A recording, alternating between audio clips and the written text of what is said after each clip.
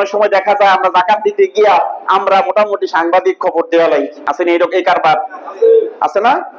সাংবাদিক খবর দেই, আমরা পেছন দিয়ে মাঝে মধ্যে আবার ডিজিটাল ব্যানারও লাগাই। তারপরে এক গাঁটটি কাপড়, এক গাঁটটি লুঙ্গি বা কিছু গামছা, এই বা মহিলাদের কিছু শাড়ি টাড়ি, এগুলো আইনা আমরা যাকাত দেই। আবার বিভিন্ন দোকানে লেখাও থাকে এখানে যাকাতের কাপড় পাওয়া যায়। কোথায় পেয়েছেন এগুলো? যাকাতের কোনো কাপড় নাই। বলেন, যাকাতের কোনো যাকাতের কোনো লুঙ্গি নাই, যাকাতের কোনো গামছা নাই। যাকাত টাকা দিয়েই আদায় করতে হবে। কি দিয়া? যাকাত কি দিয়া? টাকা দিয়েই আদায় করতে হবে। এখন আদায় করতে গিয়ে আপনি পেছনে এই ক্যামেরা লাগাইছেন, আপনি পেছনে ব্যানার লাগাইছেন, এগুলোর তো সুযোগ নাই।